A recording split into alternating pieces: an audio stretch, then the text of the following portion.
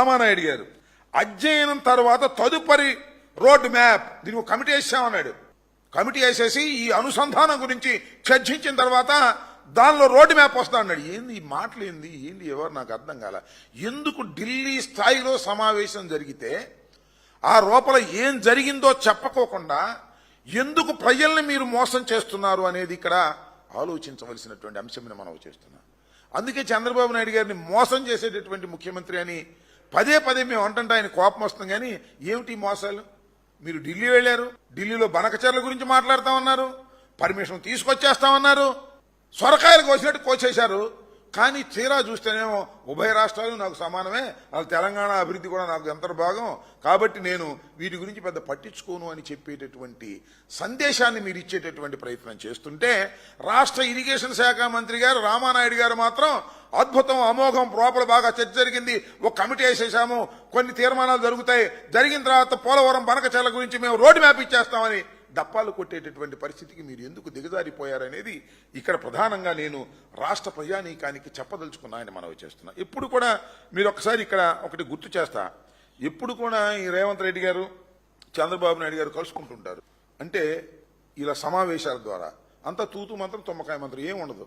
మీకు ఒకటి గుర్తు చేస్తా రాష్ట్ర ప్రజానీకానికి, చంద్రబాబు నాయుడు గారి ప్రభుత్వం, కూటమి ప్రభుత్వం అధికారంలోకి వచ్చిన తర్వాత అక్కడ రేవంత్ రెడ్డి గారు కాంగ్రెస్ పార్టీ ముఖ్యమంత్రి అయిన తర్వాత గత సంవత్సరం 7/7/24 గత సంవత్సరం ఇదే మాసంలో 7వ తారీఖున ప్రగతి భవన్లో సమావేశమయ్యారు ఇద్దరు ముఖ్యమంత్రులు. గుర్తుందో లేదో మీకు, రాష్ట్ర ప్రజానీకానికి గుర్తు చేస్తున్నా. దానిలో ఏం చెప్పారంటే, విభజన సమస్యల పరిష్కారానికి మేము సమావేశమయ్యాం. ఇక్కడ నుంచి కొంతమంది మంత్రులు, అక్కడి నుంచి కొంతమంది మంత్రులు, పెద్ద ఆర్భాటం, టీవీలన్నీ మోగిపోయాయి. విభజన సమస్యలు పరిష్కారం కోసం మేము సమావేశమయ్యామని పెట్టారు. చివరికి ఏమొచ్చిందా సమావేశం అంటే ఏమి రాలా. విభజన సమస్యల పరిష్కారం కోసం కమిటీ వేస్తాం, త్వరలో తేల్చేస్తాం అన్నారు. ఏం తేల్చారు అని అడుగుతా ఉన్నా. నారా చంద్రబాబు నాయుడు గారు సంవత్సరం అయిపోయింది, ఇవాళ 17/7/25 7/7/24 మీరు సమావేశమయ్యారంటే 6వ తారీఖు సమావేశమయ్యారు. సొరకాయలు కోసినట్టు కోసేశారు. ఒక ఉపసంఘం వేసేస్తామన్నారు, ఇద్దరు సమస్యలు పరిష్కారం చేసేస్తామన్నారు. వాళ్ళు బ్రహ్మాండంగా 2-3 ప్రశ్నలు అడిగారు. అయ్యా తిరుపతి గుళ్ళో కూడా మాకు వాటా కావాలన్నారు, సీ కోస్ట్లో కూడా మాకు వాటా కావాలన్నారు. నోరు మూసుకొచ్చేశారు. ఇంతవరకు సుయ్యి లేదు, సయ్యి లేదు. ఇది అంతే.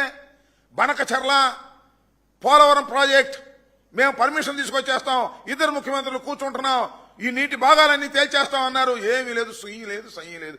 ఊరికినే ఆర్భాటం ఎక్కువ తప్ప ఏ విధమైన కార్యక్రమం చేయకోకుండా చంద్రబాబు నాయుడు గారు ఊరికినే డప్పాలు కొట్టే కార్యక్రమం, వారి పత్రికలేమో ఆహా ఓహో అని భజన చేసే కార్యక్రమానికి దిగజారిపోయి రాష్ట్ర ప్రజానీకాన్ని మోసం చేసేటటువంటి కార్యక్రమాలు ఇవాళ చంద్రబాబు నాయుడు గారు చేస్తున్నారనే దానికి ఇది ఒక పచ్చి ఉదాహరణగా నేను చెప్పదలుచుకున్నాను. అంతేకాదు, పోలవరం బనకచర్ల ఈ ప్రాజెక్టుకు మేము వ్యతిరేకం కాదు.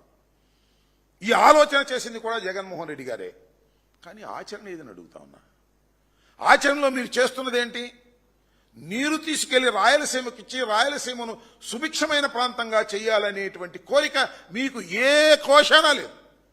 ఇందాకే హంద్రీనీవా ప్రాజెక్ట్ దగ్గర నీళ్లు వదులుతున్నాడు చంద్రబాబు నాయుడు గారు. వదిలి పెద్ద మీటింగ్ చెప్పాడు. ఆయన ఏం చెప్పాడు తెలుసా? రాయలసీమను సస్యశ్యామలం చేసేటటువంటి బాధ్యత నేను తీసుకుంటాను, నన్ను నమ్మండి, నేను హామీ ఇస్తున్నాను అంటున్నాడు. ఏమి హామీ అండి నాకు అర్థం కాలేదు. నువ్వు 14 సంవత్సరాలు ముఖ్యమంత్రిగా చేసావు, ఇంతకు ముందు కొత్తగా వచ్చినవి కాదు. ఏ రాయలసీమ ప్రాజెక్టు నువ్వు చేసావంటున్నా? డాక్టర్ వైఎస్ రాజశేఖర రెడ్డి గారు ఆలోచన చేసిన ప్రాజెక్టులు తప్ప నువ్వు ఏదన్నా ఒక్క ప్రాజెక్ట్ చేసావా? అదేమంటే తెలుగు గంగా ఎన్టీ రామారావు అంటావు. మాట్లాడితే మా తాతను లేతులు దాగారు, మా మూతులు వాసన చూడమన్నట్టుగా ఎన్టీ రామారావు గారి పేరు చెబుతావు తప్ప నువ్వేం చేసావని అడుగుతా ఉన్నా. ఇవాళ పోలవరం గురించి మాట్లాడుతూ ఉన్నావు. అసలు నేను ఒక్కటే ఒక విషయాన్ని రాష్ట్ర ప్రజానీకానికి అర్థం అవ్వాలని నేను కోరుకుంటున్నా, మేధావులకు అర్థం అవ్వాలని కోరుకుంటున్నా. అసలు పోలవరం నుంచి బనకచర్లకు నీరు తీసుకువెళ్లాలంటే నేను చెప్పిన మాట కాదు, ఆయన ప్రాజెక్టులోనే చెప్పాడు. 42 లెవెల్ ఉన్నప్పుడు మాత్రమే తీసుకువెళ్లేటటువంటి అవకాశం ఉంది. కానీ ఇవాళ పోలవరం ప్రాజెక్టును ఎక్కడికి తీసుకొచ్చారంటే 41.15 మీటర్లకు పరిమితం చేశారు. 41.15 మీటర్లకు పరిమితం చేశారు. అక్కడ నుంచి నీళ్లు నింపాలి అంటే సుమారుగా 30,000 కోట్ల రూపాయలు కేంద్ర ప్రభుత్వం ఇవ్వాలి R&Rకి. అవి ఇవ్వని ఎగ్గొట్టేశారు. ఇవాళ లేదు. కేవలం 41.15K చంద్రబాబు నాయుడు గారు అంగీకరించారు. కేంద్రం కూడా అంతవరకే ముగించేసింది. ఇవాళ నీకు 42 లెవెల్ నుంచి నువ్వు వాటర్ తీసుకు వెళ్ళాలి అంటే ఎలా సాధ్యపడుతుంది చెప్పండి చంద్రబాబు నాయుడు గారు అని అడుగుతా ఉన్నా. మీరేమో ఇక్కడ పోలవరం ప్రాజెక్టుని కేవలం 41.15K పరిమితం చేయడానికి అంగీకరించి కేంద్ర ప్రభుత్వం దగ్గర ఒప్పుకొని ఇవాళ మీరు పోలవరం బనకచెర్ల ప్రాజెక్టుని 42 లెవెల్ దగ్గర నుంచి వాటర్ తీసుకుంటానంటే ఎంత హాస్యాస్పదంగా ఉంటుంది చెప్పండి. నాకు అర్థం కాలేదు. దీని గురించి మీరు పట్టించుకోరు, పోలవరం గురించి పట్టించుకోరు. కాకపోతే పోలవరం గురించి కానీ బ్రహ్మాండమైన ఉపన్యాసాలు చెప్తారు. ఎందుకంటే పోలవరం మీ ఆలోచన కాదు, డాక్టర్ వైఎస్ రాజశేఖర రెడ్డి గారి ఆలోచన. అన్ని పర్మిషన్లు తీసుకొచ్చి ఆయన దాన్ని ప్రారంభించినటువంటి వ్యక్తి. ఇవాళ నేను ఇంకోటి కూడా ఈ సందర్భంగా చెప్పాలని అనుకుంటున్నా. పోలవరం ప్రాజెక్టు గురించి మా రామానాయుడు గారు రామానాయుడు గారు వాళ్ళందరూ కూడా చాలా బ్రహ్మాండంగా చెప్తున్నారు. ఈనాడులో కూడా రాశారు ఈ మధ్యన. నేను ప్రత్యేకంగా చెప్పాల్సిన అవసరం లేదు. పోలవరం ప్రాజెక్టు 20 అడుగు పూర్తి చేసేస్తామన్నాడు చంద్రబాబు నాయుడు గారు అధికారంలోకి వచ్చిన తర్వాత. కూటమి ప్రభుత్వం అధికారంలోకి వచ్చిన తర్వాత మొదటిసారిగా వెళ్లి విజిట్ చేసి 2027కు పోలవరం ప్రాజెక్టును పూర్తి చేసి జాతికి అంకితం చేస్తాను అని చెప్పాడు.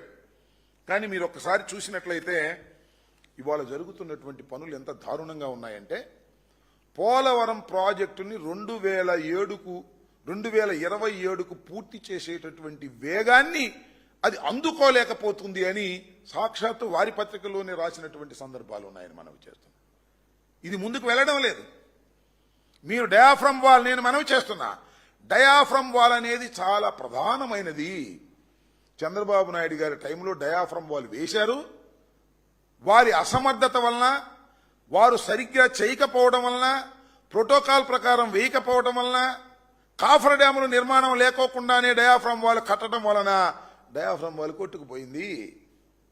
మేము వచ్చాము, 2 కాఫర్ డ్యాములు పూర్తి చేశాము.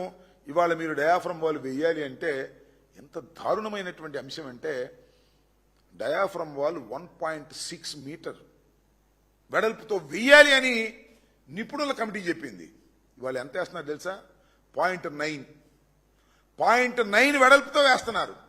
ఇది చాలా డేంజరస్ సిచ్యుయేషన్. చంద్రబాబు నాయుడు గారు కాంట్రాక్టర్ కక్కుర్తిపడి 1.6 వెడల్పులో వేయవలసినటువంటి డయాఫ్రమ్ వాలుని 0.9తో వేస్తున్నారు.